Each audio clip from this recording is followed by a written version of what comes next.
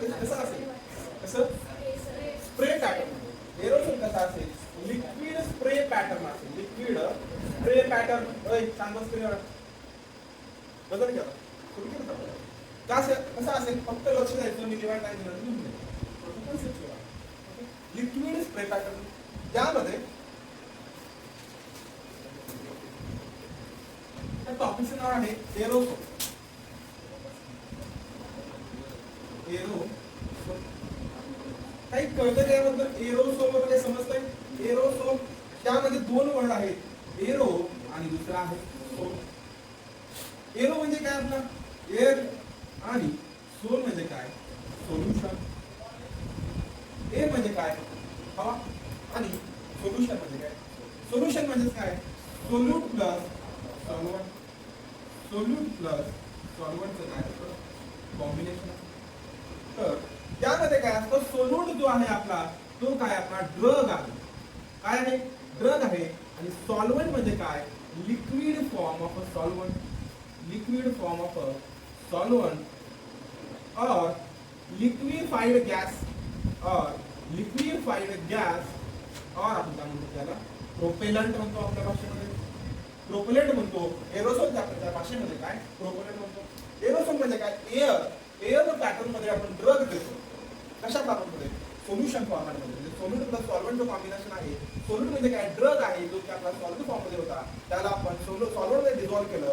Liquefied gas just like प्रोपेलंट आणि त्या दोन दोघांचं कॉम्बिनेशन करून आपण एअर फॉर्मॅट मध्ये काय दिलं ड्रग. म्हणजे काय एरोसोल समजायला लागले. अशा प्रकारचा कंटेनर आहे आपला.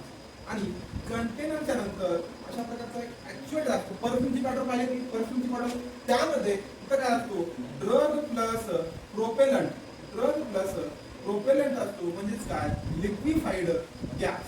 म्हणजेच काय लिक्विफाइड गॅस. याला तुम्ही प्रेस केल्यानंतर या ठिकाणून असं स्प्रे पॅटर्न होतं. या ठिकाणून काय करतं स्प्रे पॅटर्न होतं. आणि हा जो स्प्रे पॅटर्न असतो या स्प्रे पॅटर्न मध्ये हा जो स्प्रे पॅटर्न असतो या स्प्रे पॅटर्न मध्ये आपल्याला काय असतो लिक्विफाइड गॅस प्लस ड्रग असतो. म्हणजेच काय ड्रग प्लस प्रोपेलंट. ड्रग प्लस प्रोपेलंट म्हणजेच काय आपला एरोसोल. ड्रग प्लस प्रोपेलंट म्हणजेच काय एरोसोल. ह्या पूर्ण बॉटल मध्ये लिक्विफाइड कंटेनर असतो. या कंटेनर मध्ये एअर असतो प्लस लिक्विफाइड गॅस आणि काय असतो drug in liquid. Propellant plus drug म्हणजेच काय आपला एरोसोल. हे प्रेशराइज्ड एअर असतं. तुम्ही प्रेस केल्यानंतर ते एअर फॉर्म पॅटर्न पडतं. आणि ही डायग्राम काढतो.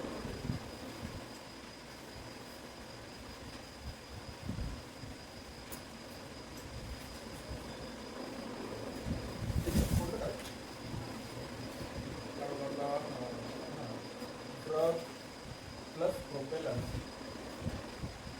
म्हणजेच काय आपला ड्रग प्लस प्रोपेलंट म्हणजेच काय आपला.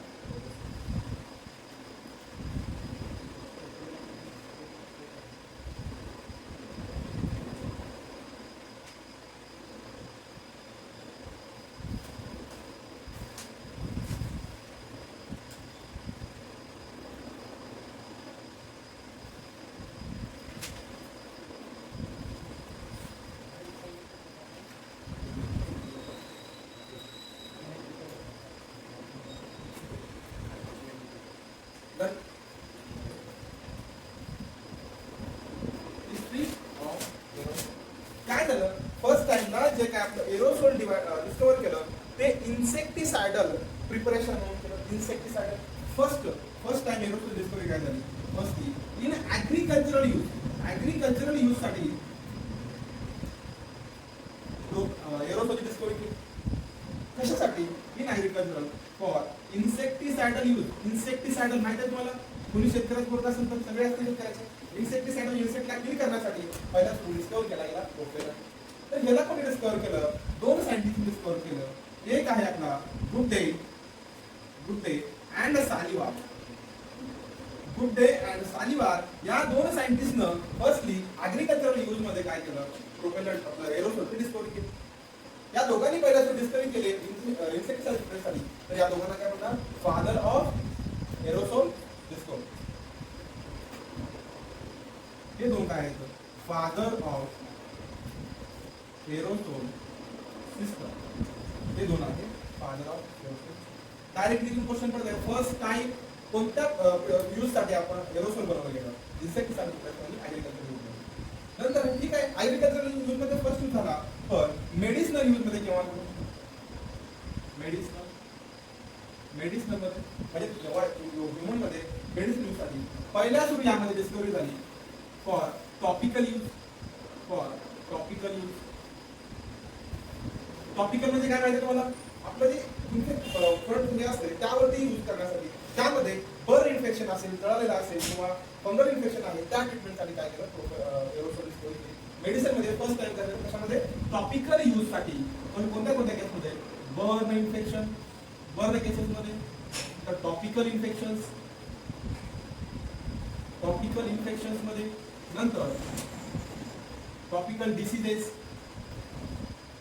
याला ट्रीटमेंट देण्यासाठी फर्स्ट टाइम मेडिसिन मध्ये टॉपिकल एरोसोल म्हणून डिस्कवरी केली.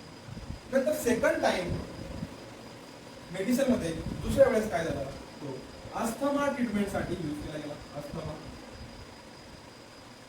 म्हणजे internal use, you know asthma, दमा म्हणजे काय आपलं ब्रॉन्कोडायलेटस, ब्रॉन्काय म्हणजे आपले लंग्स असतात, लंग्स मध्ये प्रॉपर इनहेलेशन होत नाही एअरचं, त्यामुळे अस्थमा कॉज होतो. त्या केसेसला रिकव्हर करण्यासाठी काय देण्यात आलं पहिल्या सेकंड टाइम मेडिसिन मध्ये अस्थमा पेनिट्रेशन मध्ये, जेणेकरून काय होईल, आपण इनहेलेशन केल्यावर नोज डिलिव्हरी थ्रू डायरेक्टली काय होते लंग्स मध्ये जाते. ओके, यामध्ये अस्थमा पेशंट मध्ये फर्स्ट ड्रग यूज केला गेला, फर्स्ट ड्रग यूज्ड तो म्हणजे कोणता आपला इफेड्रिन. इफेड्रिन हा ड्रग यूज केला गेला. हा कोणता ड्रग आहे, इफेड्रिन कोणता आहे, कोणत्या क्लासमध्ये तुम्हाला माहिती इफेड्रिन, इट इज अ ब्रॉन्कोडायलेटर,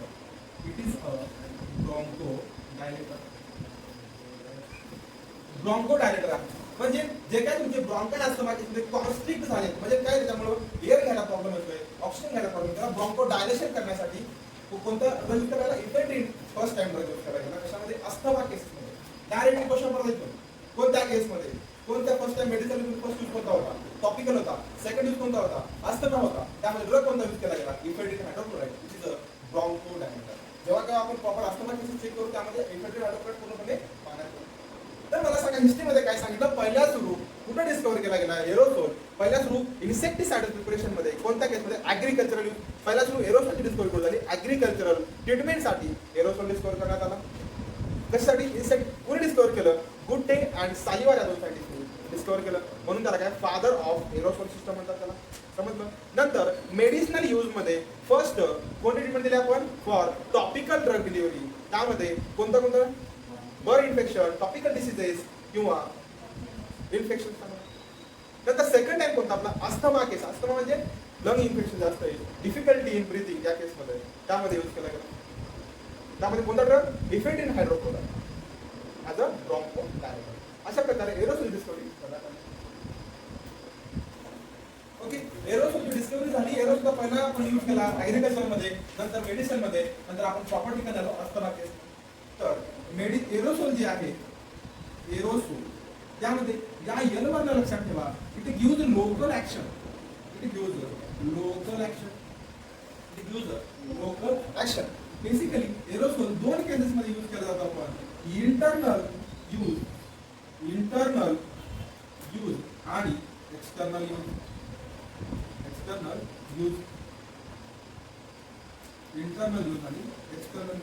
यामध्ये मला सांगा इंटरनल यूज मध्ये जास्त इफेक्टिव्ह तुम्हाला का एक्सटर्नल यूज मध्ये.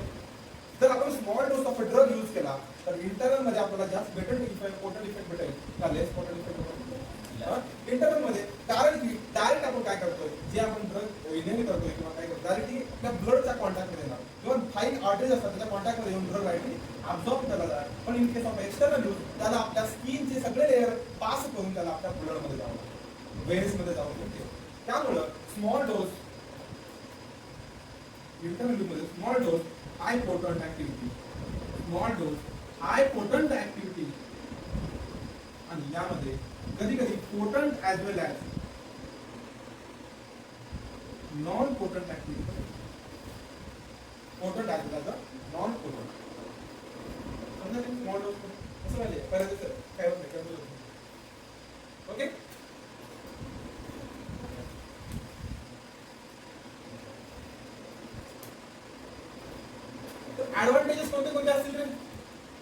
Advantages as compare to other formulation. आपण डायरेक्ट इनहेल करतोय तर कोणते कोणते ऍडव्हान्टेज असतील? पहिला तर आहे हे कोणतं आहे? Local action. नंतर as compare to other drug tablet कॅप्सूलच्या केसमध्ये हा कसा असेल? फास्ट ऍक्शन असेल का स्लो ऍक्शन असेल? Fast action. फास्ट ऍक्शन आहे. नंतर कंटॅमिनेशन जे काय तुमचं मायक्रोवेव्ह कंटॅमिनेशन असेल काय झालं सर? काय असं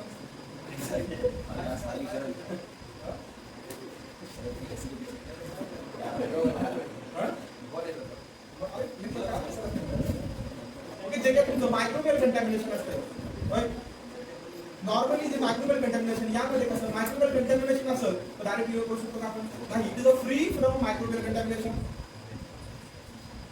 free from microwave contamination.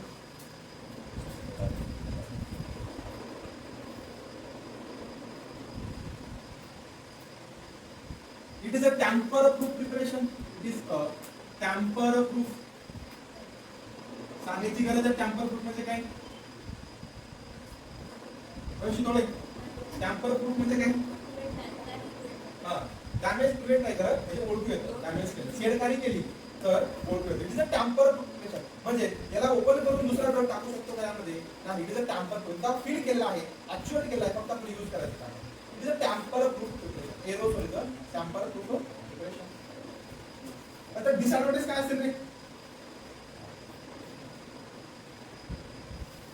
Disadvantages काय असतील? आपण टॅबलेट घेतोय, एखादा इंजेक्टेबल फॉर्म्युलेशन घेतोय किंवा एखादा कॅप्सूल घेतोय, त्यामध्ये फिक्स्ड अमाऊंट ऑफ ड्रग असतो. पण यामध्ये स्प्रे पॅटर्न आपण ड्रग घेणार आहोत तर यामध्ये ड्रगचं कसं होईल?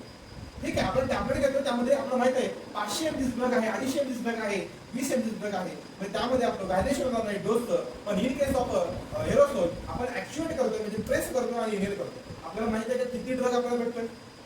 म्हणजे डोस व्हॅरिएशन हा त्याचा काय आहे? डिसएडव्हान्टेज आहे. Dose variation.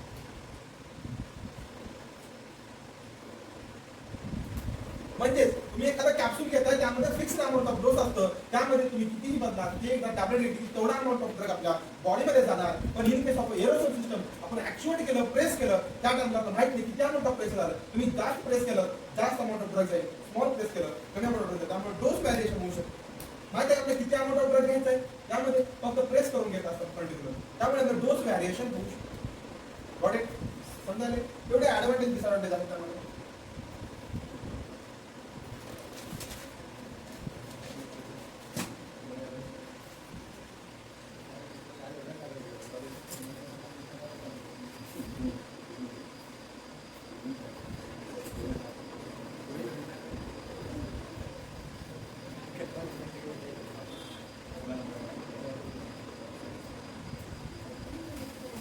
आपण एरोसोल बनवलं, एरोसोलला प्रिपरेशन आहे ते फील करण्यासाठी आपल्याला एखादी किट लागते, त्याला म्हणतो आपण एरोसोल किट. Aerosol kit. त्यामध्ये त्याचं प्रत्येक बॉडीचं प्रत्येक एखाद्याचं फंक्शन असतं सेपरेट. काय काय त्याचं फंक्शन आहे, कोणते कोणते त्याचे पार्ट आहेत, कशा प्रकारे एरोसोल किट अरेंज केलेले आहे ते खूप इम्पॉर्टंट पार्ट आहे. त्यामध्ये ते कोणत्या मटेरियलपासून बनलेलं असतं ते पण इम्पॉर्टंट आहे. Aerosol kit. एरोसोल किट कशापासून बनलेली आहे, त्याचा प्रत्येक पार्ट कोणता आहे, त्याचं प्रत्येक पार्टचं फंक्शन काय आहे याला बघायचं. Aerosol kit.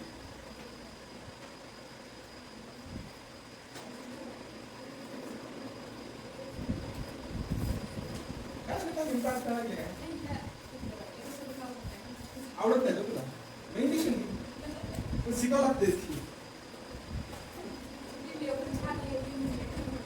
खूप थोडं चांगलं डायरेक्टली कट्टा मारायचं आहे सगळं. किती झालं तर सगळ्या गोष्टी मला आठवतात. मला एरोसोल काय आहे, सोल्युशन प्रोपेलर नंतर कशा प्रकारे कोणी केली, कोण कोण त्याचं फादर आहे, ते सगळ्या गोष्टी आहेत थोड्या थोड्या. त्या एरोसोल किट घ्या.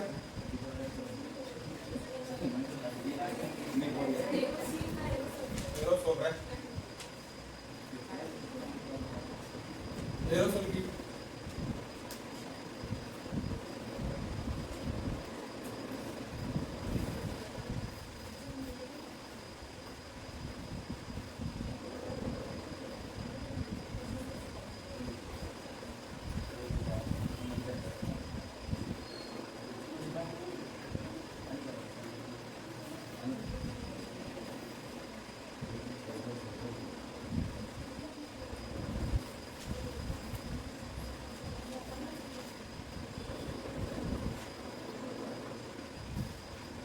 आलं काय? अरे साईड बाय साईड करा मग तुम्हाला प्रत्येक इन्फॉर्मेशन हे पूर्ण आहे एरोसोल गेट साईडला काय साईड बाय साईड काढायचं म्हणजे काय काय असतं सांगा मला माहिती आहे डीप ट्यूब आहे यामध्ये पहिला आहे ऍक्च्युएटर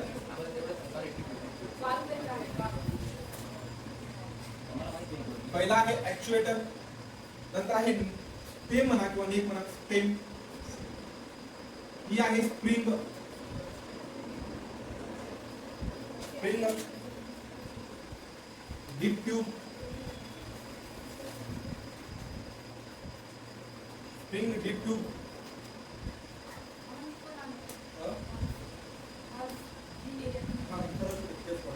ऑल बॉडीवर वेट पडेल हे जास्त पूर्ण हे वरचा एक गॅसकिट और गॅसकेट आहे माउंटेन कप यालाच म्हणतात फेर्युले बॉडी यालाच म्हणतात काय फेर्युले बॉडी माउंटेन कप और फेर्युले बॉडी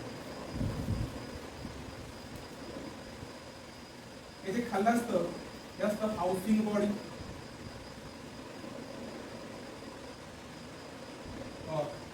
वॉल बॉडी हे मधलं इंटरनल स्ट्रक्चर आहे त्याचं ऍक्च्युएटर काय काय त्याचं फंक्शन आहे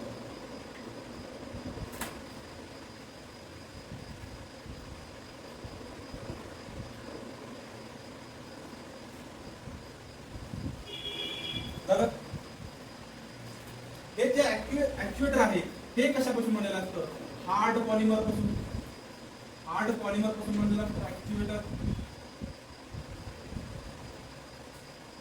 ऍक्च्युएटर म्हणजे असं हार्ड पॉलिमर पासून आणि स्टेम जी आहे ती नायलॉन अँड डेनरिन पासून बनलेली असते नायलॉन अँड डेनरिन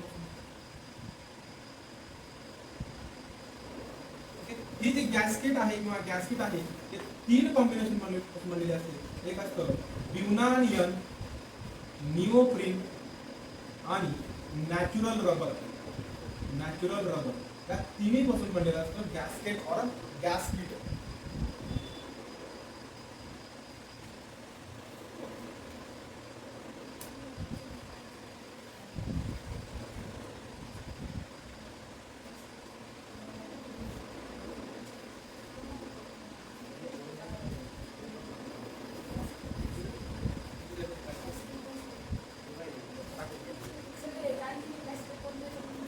ब्युनानियन निओप्रीन नॅचरल रबर ब्युनानियन निओप्रीन आणि नॅचरल रबर हे जे हाऊसिंग बॉडी आहे ही डेहलरिन और नायलॉन पासून बनलेली असते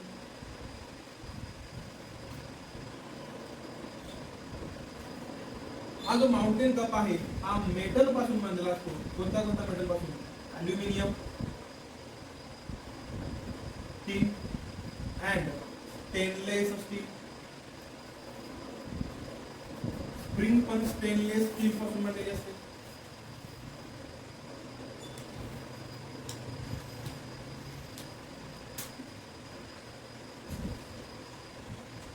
ही जे ट्यूब आहे पॉलीप्रोपायलीन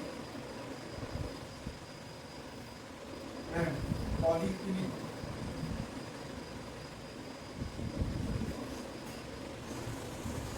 म्हणजे पूर्ण वॉल आहे कंटेनरची वॉल आहे कंटेनर वॉल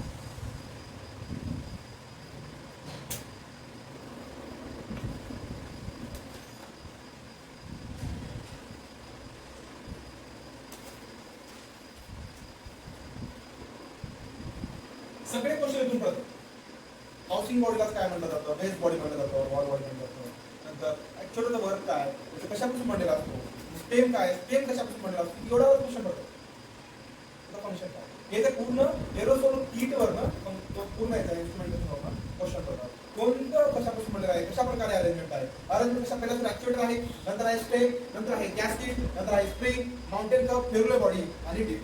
अशा प्रकारे पूर्ण अरेंजमेंट. थोडं मी खाली वर केलं कन्फ्युजन. तुम्हाला इथे कन्फ्युजन होते. ऍक्च्युएटर स्टीम आठवत, स्प्रिंग आठवते, वरती डीप, नंतर मग गॅस्केट आठवत नाही. नंतर माउंटेन कप वरी आहे हाऊसिंग बॉडी वर हे समजत कधी कधी कन्फ्युजन होतं. आता ठीक वाटते. नंतर लक्षात आठवल्या गेले कन्फ्युजन होतात. त्या ठिकाणी इथूनच क्वेश्चन पडतात. नंतर गॅस्केट कशापासून म्हणजे गॅस्केट ड्युनालियन, निओप्रीन आणि नॅचरल रबर यापासून बनलेलं असतं. नंतर mountain cup also known as a ferrule body और फेरुले कप.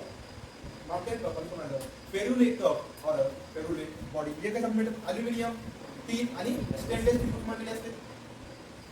आणि ते बघा त्या गोष्टी सुद्धा इथून सगळी गोष्ट पडतात. तर हे जे ऍक्च्युएटर आहे, हे ऍक्च्युएटरचं काम असतं, त्याला वरी प्रेस केल्यानंतर मधला काय आपला एरोसोल आहे त्या डीप ट्यूब मधनं जाऊन वरी प्रेशर होतं. जे काय तुमचं स्प्रे पॅटर्न आहे ते आपल्या ऍक्च्युएटर मधनं बाहेर पडतं.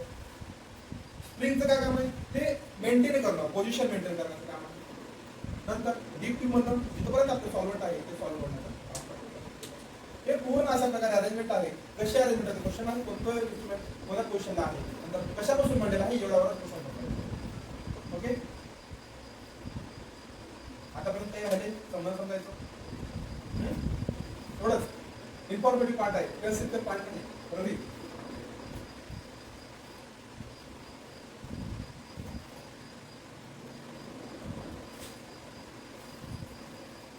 यामध्ये अजून एक पॉइंट आहे. ऍक्च्युएटर पासून या हाऊसिंग बॉडी पर्यंत त्याला काय म्हणतो आपण?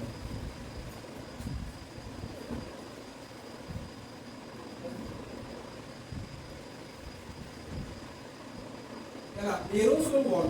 एरोसोल वॉल अप टू कुठं हाऊसिंग बॉडी और वॉल बॉडी पर्यंत. ऍक्च्युएटर पासून पूर्ण हाऊसिंग बॉडी और वॉल बॉडी पर्यंत पूर्ण काय तो एरोसोल वॉल येतो आणि डीप ट्यूब त्यामध्ये बोलली जाते. ते पण एक पॉइंट आहे.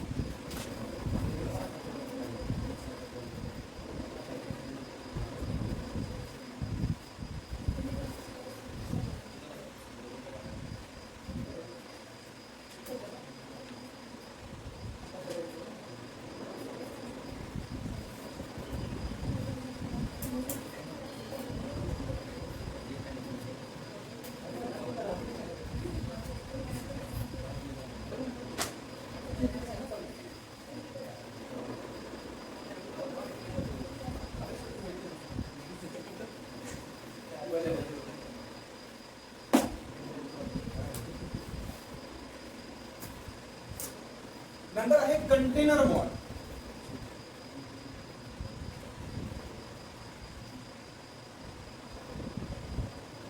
ते कंटेनर आहे, ते कंटेनर कशापासून बनलेलं आहे, कंटेनरची वॉल कशापासून बनलेली आहे. ठीक आहे, आपण बघतो स्मॉल स्केलवर काही काही आपले परफॉर्म असतात किंवा स्मॉल स्केलवर आपले एरोसोल किट असतात, लार्ज स्केलवर एरोसोल किट असतात. त्यामध्ये काय असतं, डिपेंड ऑन प्रेशर. आपण ऍक्च्युएट केल्यानंतर जे काय तुमचं प्रेशर बाहेर पडणार आहे त्या प्रेशरवरती किंवा आपल्या जे काय आपण लिक्विफाईड गॅस आहे किंवा प्रोपेलंट आहे ते प्रेशरमध्ये एरोसोल आहे लिक्विडमध्ये कन्वर्ट आहे. ते प्रेशर आहे त्या प्रेशरवरती आपण काय केलंय, एक मेटल कंटेनर आणि ग्लास कंटेनरमध्ये डिवाइड केलं आहे. हे जे मेटल कंटेनर वॉल आहे, वॉल कशा बनले आहे, एक आहे मेटल पासून आणि दुसरी ग्लास पासून बनलेली आहे. तर कंटेनर वॉल मेड ऑफ पहिला आहे मेटल, मेटल पासून बनलेली आहे आणि दुसरी आहे ग्लास पासून. पहिला आहे मेटल आणि दुसरा आहे ग्लास पासून. तर मेटल पासून का बनवली, ग्लास पासूनच का बनवली. ठीक आहे, एकच इन्स्ट्रुमेंट का नाही यूज केलं, ग्लासच का नाही यूज केलं, चांगलं दिसत असतं. तर मेटल कंटेनरमुळे यामध्ये काय होतं, लार्ज अमाऊंट ऑफ प्रेशर सहन करते, लार्ज अमाऊंट ऑफ प्रेशर त्यामध्ये अक्वायर होऊ शकतं.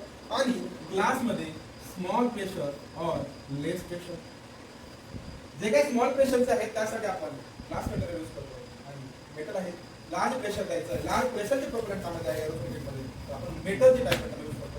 यामध्ये 140 to 180 psi ची प्रेशर पर्यंत आपण यामध्ये प्रोपेलंट फील करू शकतो आणि किंवा एवढी त्याची कॅपॅसिटी असते. 140 ते 180 psi हे युनिट आहे. युनिट पण लक्षात ठेवा. psi प्रेशर जेवढं कशामध्ये कॅपॅसिटी आहे मेटलमध्ये एवढ्यापर्यंत हे करू शकतो. आणि ग्लासमध्ये 25 psi प्रेशर स्मॉल प्रेशर आणि 140 180 psi प्रेशर त्यामध्ये मेटल एवढं प्रेशर ते यामध्ये करू शकतो. ग्लास 25 psi प्रेशर पण आपण फील करू शकतो. नाहीतर वरी गेला तर आपण ग्लास ब्रेक होऊ शकतो. त्याच्यामध्ये गेला तर लिकेज आहे किंवा बस्ट होऊ शकतो. समजले?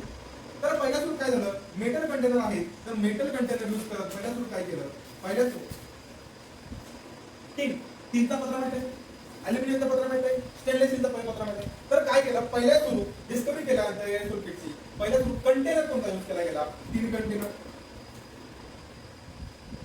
3च्या मेटल पासून बनलेला कंटेनर तयार केला.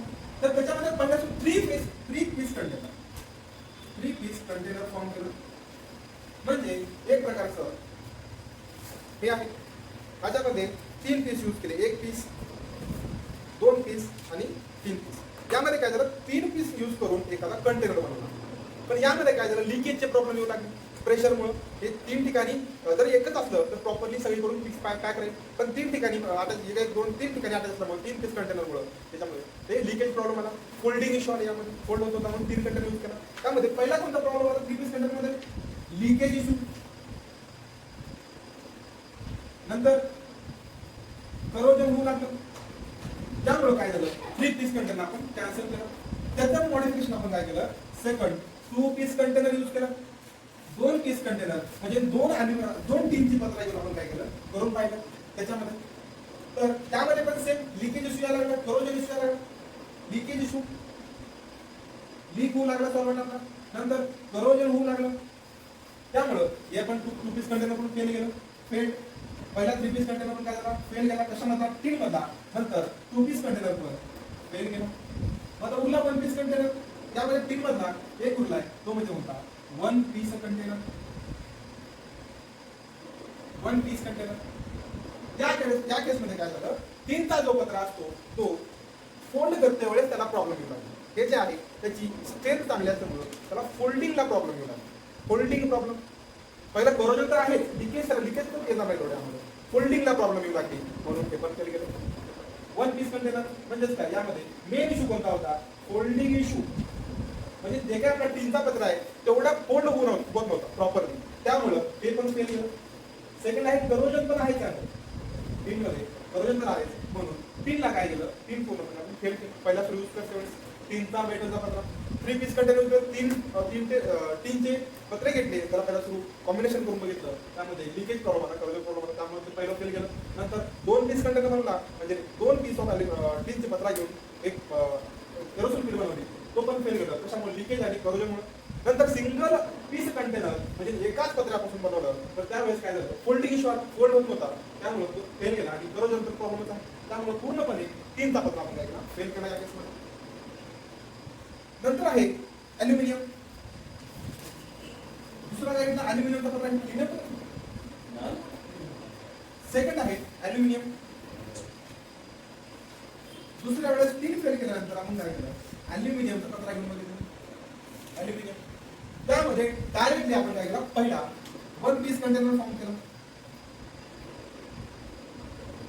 आपल्याला समजलं होतं की 3 पीस कंटेनर मध्ये लिकेज प्रॉब्लेम आहे, 2 पीस कंटेनर मध्ये लिकेज प्रॉब्लेम आहे, म्हणून डायरेक्टली आपण ॲल्युमिनियम काय केलं, 1 पीस कंटेनर फॉर्म करून बघितलं. बरोबर.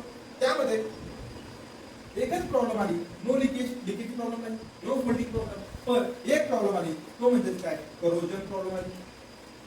Corrosion problem, no leakage, no folding problem.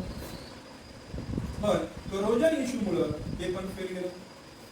यामध्ये 3चा ॲल्युमिनियमचा कंटेनर करोज होऊ लागला, म्हणजे करोजन माहिती, करोजन त्याचं सांगायची गरज नाही, करोज होऊ लागला म्हणून ॲल्युमिनियमचा पत्रा आपण काय केला, कॅन्सल केला. नंतर उरला आपला स्टेनलेस स्टील.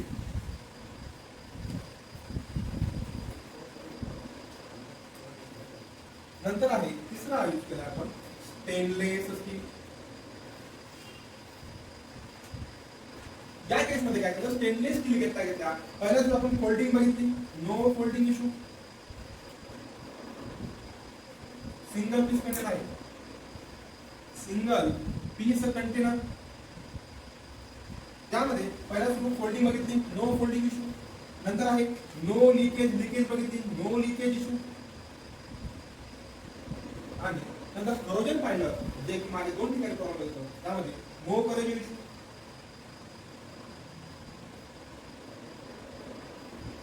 त्यामुळे सक्सेसफुली स्टेनलेस स्टील कंटेनर मध्ये मेटल कंटेनर मध्ये स्टेनलेस स्टीलचा प्रकार समजायला लागेल. हे झालं पूर्ण container, metal container.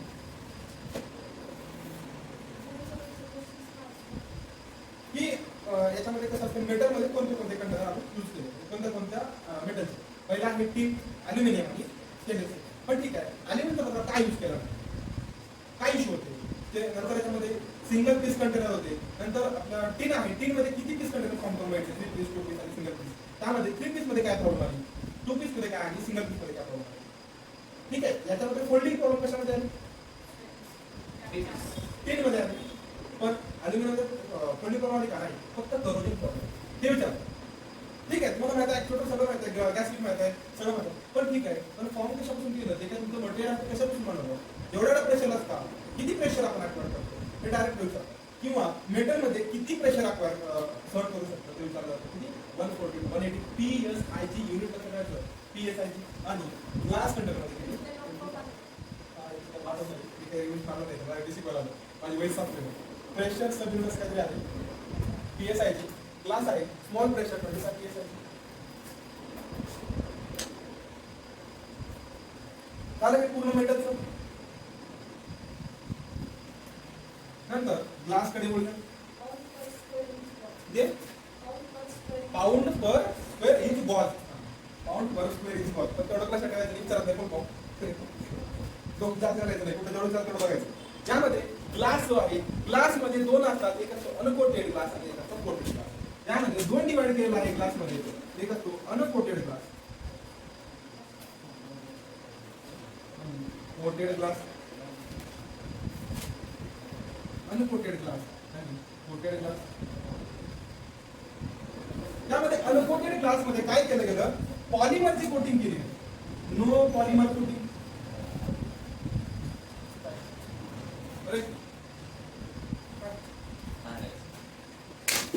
No polymer coating uncoated glass मध्ये. आणि कोटेड मध्ये पॉलिमरची कोटिंग केली, पॉलिमर कोटिंग.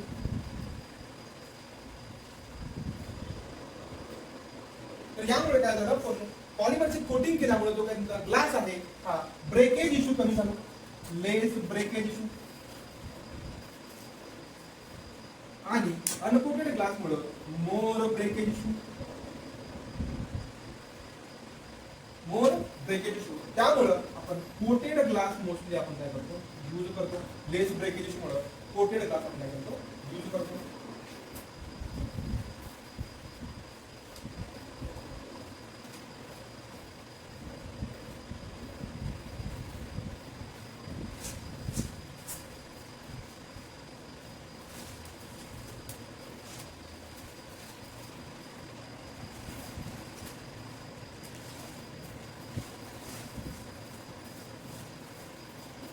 आलं.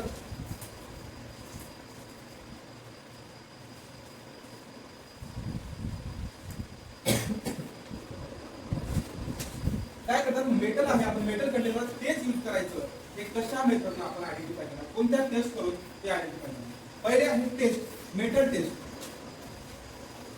कोणत्या टेस्ट आहेत जे की सांगतात हा मेटल योग्य आहे यूज करण्यासाठी, हा मेटल क्वालिफाय केलं सगळ्यांना. पहिली टेस्ट आपण यूज करतो कोणती, इलेक्ट्रोकेमिकल टेस्ट. करोजन साठी, करोजन चेक करण्यासाठी कोणती टेस्ट यूज करतो आपण, इलेक्ट्रोकेमिकल टेस्ट. Electrochemical taste. आणि दुसरी आहे फोल्डिंग टेस्ट. इफ पास आहे तर यूज करू शकतो, फेल आहे तर यूज करू शकतो. कोण बाबतीत पडत, कोणत्या टेस्ट यूज करतो, करोजनसाठी इलेक्ट्रोकेमिकल आणि फोल्डिंग टेस्ट.